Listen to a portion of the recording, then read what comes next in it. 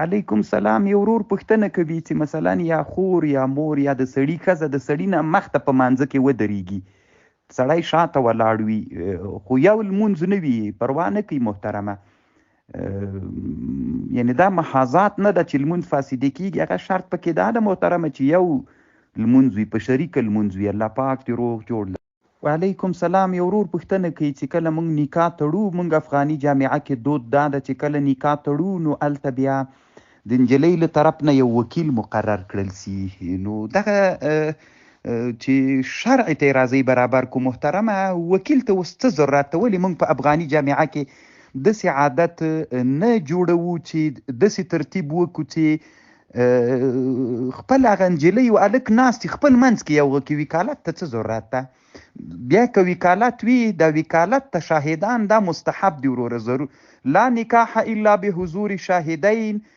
نو هغه محترمه یو شاهدان په عقد باندې دي، شاهدان په عقد چې دا مجلس کې ناست خلک دي، دا نکاح چې تړل کېږي د زومې دي، دغه شاهدان ضرور دي. دا د وکالت شاهدان دا مستحب دي شامي وی، دا ضرور نه دي. نو بیا هم که بالفرض یو سړی وکیل مقرر سو نو هلته به 2 شاهدان یې ورباندې، نو یو چې په دې شاهدانو کې یو وکیل هم سي او شاهد هم سي، نو دا نسي کېدلی وروره، ځکه شاهدان باید 2 نفره وي. الله دې جوړ لره. دا هسې ټوکه تر جوړه کړې، دغه یې ټوکه دا یې بل هم پکې ور ټوکه وروره. باید دین ته سړی تابع سي. دا موږ عوام ډېر ضرور بلو. بیا تقریبا اکثره د افغانانو عرفونو کې دا دا شاهدان ورځي، څوک بوټ تر پټي، څوک مرچ ورشیندي، څوک یو شی ورسره کوي، دا ټولې نورې ناروا ګرځېږي. نو ښه خبردار محترمه چې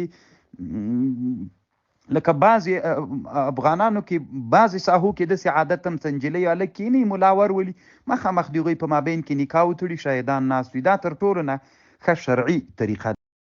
وعلیکم سلام. عنایت زلمی په نامه یو ورور پوښتنه کوي. د ده ورور پوښتنه داسې ده چې کله سړی حج ته ځي، بعضې خلک پیسې ورکوي حاجي ته چې دا د سره 100 هلته یې صدقه که، یعنی د حرم مسکینانو ته یې ورکه. محترمه په حرم کې د صدقه او مضاعفه ده، یو په څو باندې ده. خو کله کله محترمه داسې وي چې یو سړی ډیر محتاج وي، نو له هغه سره اعانت کول ډیر ثواب لري. الله پاک دې روغ جوړ لره. ورور دومره ډېر روپۍ نه ورکوي، لږ روپۍ وي ورور. اکثره ما چې لیدلي ډېر لږ شی ورکوي، دلته په قراره ته ورکوي او 2 روپۍ، نو هغه باندې د هغه مسکین دومره ډېر شی نه کېږي. اما دلته مسکینان یا په وطن کې مجبور خلک تر هغه نه ډېر وي ورور. الله پاک دې روغ جوړ لره. او حاجت هم ډېر وي، باید دوی ته ورکړل سي. که بیا هم هلته ورکړل سي، هغه هم ځکه مشکل نه لري چې هلته هغه ثواب مضاعف. السلام علیکم ورحمت الله وبرکاته. د حماسي کاروان د ګروپ ټولو ملګرو الله پاک مو روغ جوړ لره، الله مو حافظ و ناصر سه. مصطفی په نامه یو ورور پوښتنه کړې ده چې سړی کله نفلي لمونځ کوي نو 4 رکعاته وي، 3 رکعات چې جګیږي دلته به سبحان وایي که به نه وایي، او په د اوله قاعده کې به تر اللهم ربنا پورې وایي که نه. و محترمه علماوی په اوله قاعده کې په نفلو کې تر اخره پورې ووایه، او 3 رکعات ته چې جګیږي سبحانه به م وایې. دغه مسئله د مونږ حنفي فقها کتابونو کې ذکر کوي، د دور المختار د متن مسئله ده. الله پاک د روغ جوړ لره وروره، کامیاب اوسې. علیکم سلام. اسماعیل همت په نامه یو ورور پوښتنه کړې ده چې یو سړی د پلار په ناروا امر ورته کوي، دی ورته وایي پلاره زه د تا د ناروا نه منم. پلار ورته وایي که ته دا ناروا د ما نه منې زه تا حق کومه.